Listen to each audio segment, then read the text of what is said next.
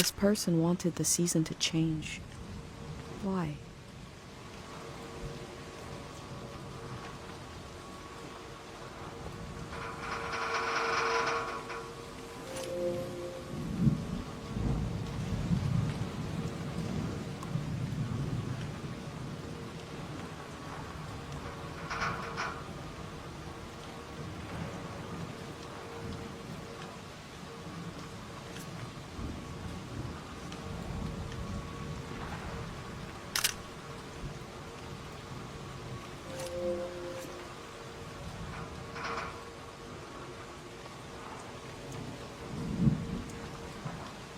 The blades turn, but I bet they don't generate any power. Probably just swirling the air around.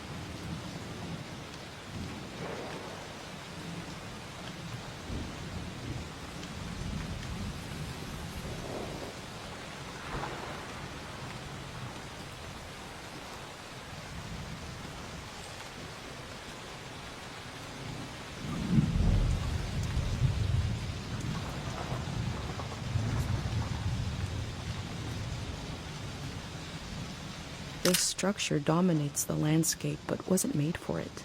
It's for passing through, for moving elsewhere.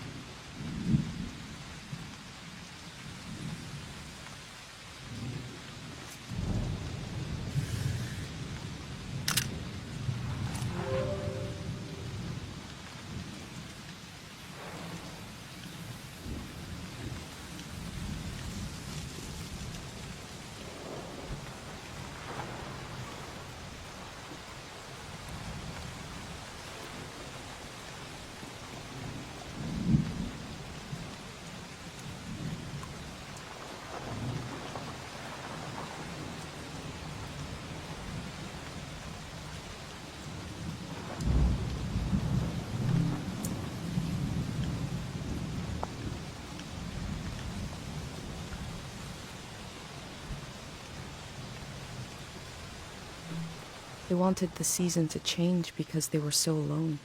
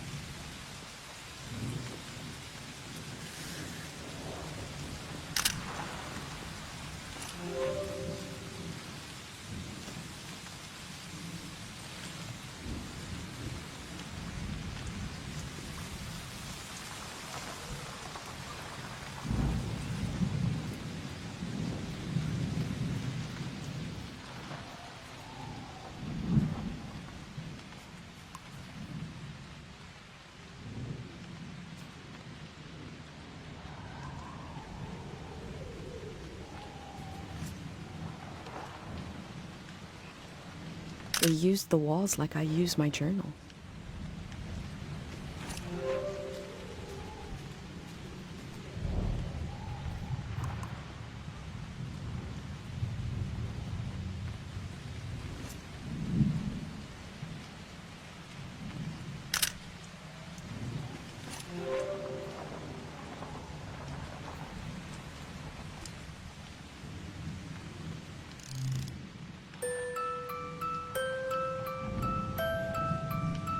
One melody is like me out here alone. I can't really live like this.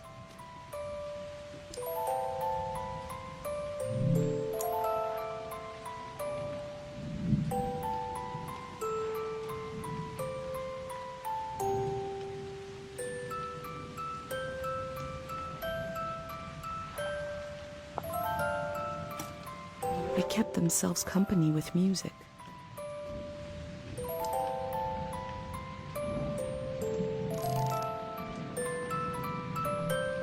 Two voices is like me and my mom. We can survive, but eventually you need more.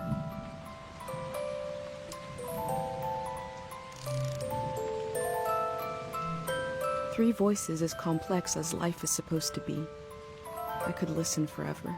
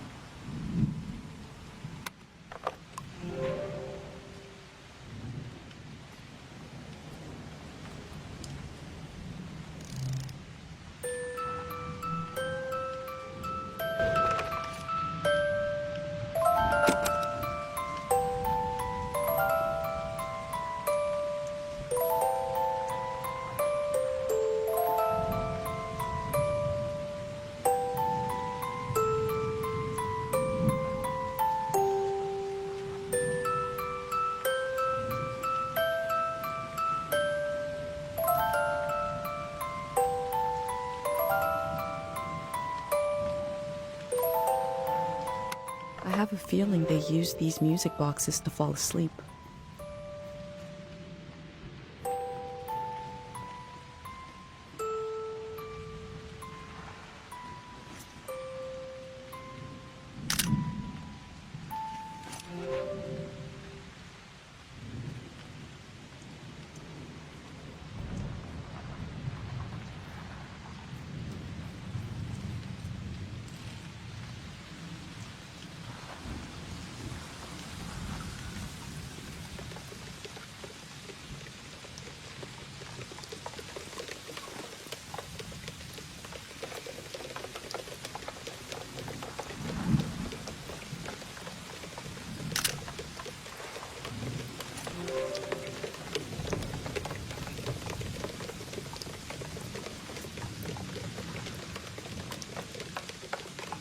Looks like they made it out of here. But what is this group?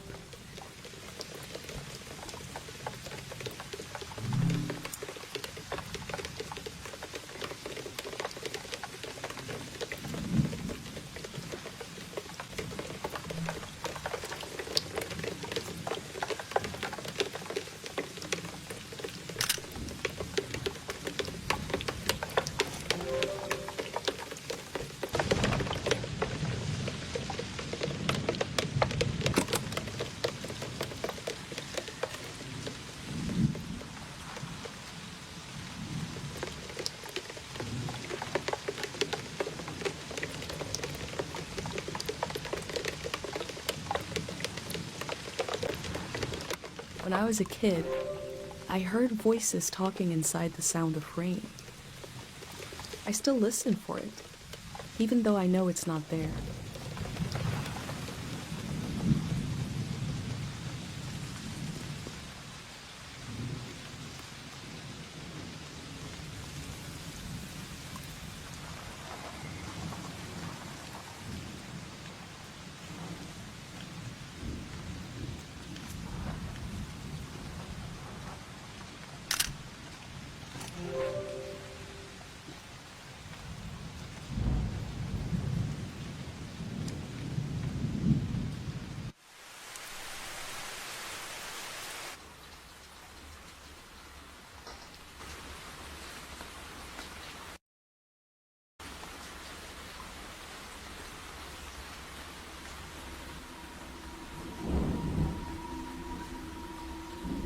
In the empty places, I found companionship in the tapes I recorded before leaving home.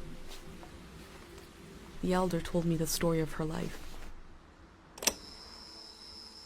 I listened back to it, ready to note down anything that seemed important.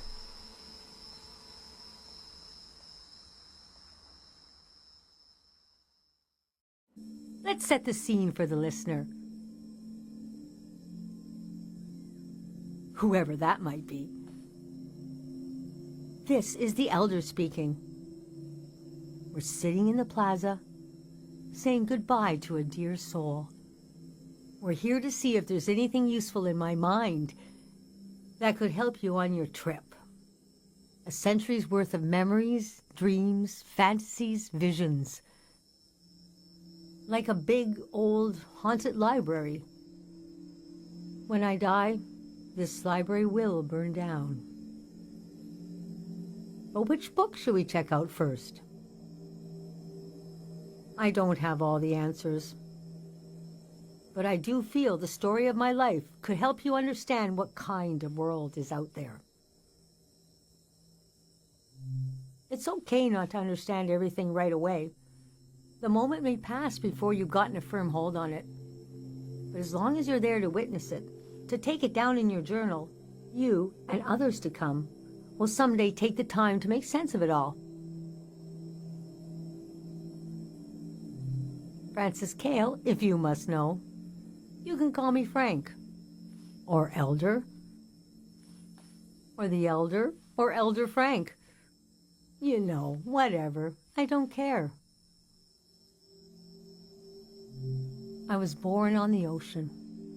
My mother and father worked on a cruise ship, the short-lived but glorious watery republics. Floating cities.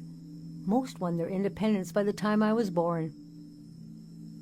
How can I describe them? They were a jewel of the golden season. Pleasure boats with a radical political program. How nice. The golden age was a time of flags, logos, mottos, mastheads. My mom taught me to read them. She was a ship's philosopher. My dad was a recycling engineer. Recycling on the ship was a matter of life and death. We had to get the most out of every object and watt of energy. My grandparents played with the past. They changed it like we change our wardrobe. So it was a different answer every time. But they often said we were exiles of some kind. Exiled royalty from a secret lineage. Blood that glows in the dark. Or we're exiled from the mouth of some great leviathan. When they were older, they just said, we're from here. We're from right now. I loved the way the ship would tilt and roll with the waves, especially as I fell asleep. It was so comforting. Picture me as a kid in bed, feeling the swaying of the ship. It was like being rocked to sleep as a baby. I loved exploring the ship too. Wandering through the suites, the swimming pool, the game rooms, and there were 2 dance halls. A large, elegant one and another one in the basement. A lot of my firsts were down there. My first dance, my first kiss, and so forth. Our ship was taken over in the early days of the war. That was the end of the watery republics. I heard the dance hall in the basement became a weapons cache. Took me half my life to say goodbye to the world I knew in my youth. Imagine me and my parents and everyone I knew being escorted off the ship by a company of soldiers.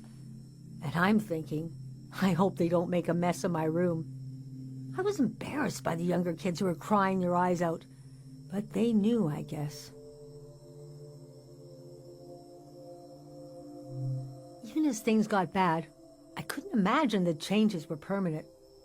It's easy now to look back and say the internationalism of the golden season was violently breaking down. You can be naive about all kinds of things, but not war. Most of my life has been spent in isolated communities, and the one moment I was in the wild world, you couldn't pick a more chaotic time. And we had been warned this season was going to end. Oh, but we didn't understand the warning. You see, one night along a coastline we saw beautiful lights shimmering above the water. Later we found out this was an ancient warning system. It hadn't been used in so long, we didn't know what it meant. We just thought, well, ain't that pretty? We tried to stick together and camped out on the coast of the prismatic grounds.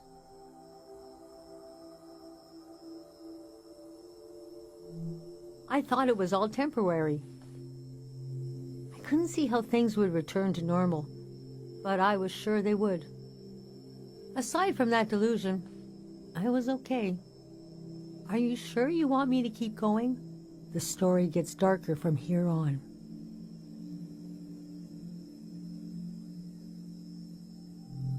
Okay, so conditions in the camp were getting worse. My mom got lost in thought for long periods of time. She'd be completely still for hours, days even. We realized she caught, well, now we call it time misperception disorder. It's when you lose your ability to tell how much time is passing. A minute can feel like an hour. A day can pass in 10 seconds.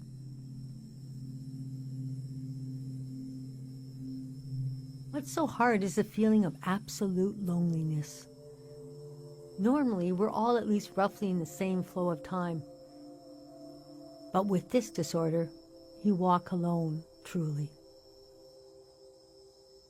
We heard about a traveling doctor who could cure these kinds of diseases. I decided to go find him. I found out his name was Dr. Fumio, and he traveled with his son Lucio. People talked about him like he was a god. I described my mom's condition to Dr. Fumio. He said there was no cure yet, but there was a village high in the mountains. He thought it was high enough he'd have a better chance at treatment. Lower places are more dangerous. Valleys are the worst. He invited me to join them in going to the village. But I wanted to go back and get my parents and bring them with me.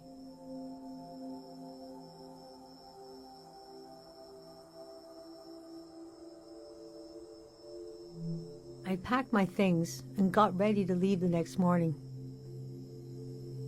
That night, my mom came to me in a dream.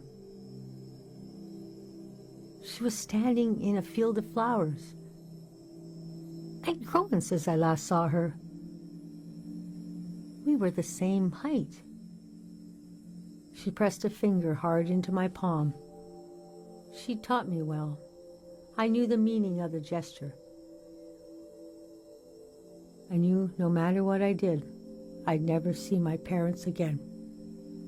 In the morning, I told Dr. Fumio I would follow him to Caro Village. The next few weeks were very physically tiring, hiking, climbing. And when we found the village, building, planting, cleaning, Fumio brought sick people from all over the world, and they got better. The treatments worked. Everyone was healing. So why couldn't I? One day, we got word the war was over. We never found out how it ended. It was like peace just swept over the earth in a split second. There was a party in the plaza to celebrate the end of the war, but I couldn't bring myself to go. Yes, it was over, but it had taken my home, my family. That night, as I was falling asleep, I felt the bed tilt and sway gently, as if it was being tossed on the waves of the ocean, as if I was back in my bedroom on the ship, as if I was back in my mother's arms, being rocked gently to sleep. I knew I was finally home, and nothing could hurt me.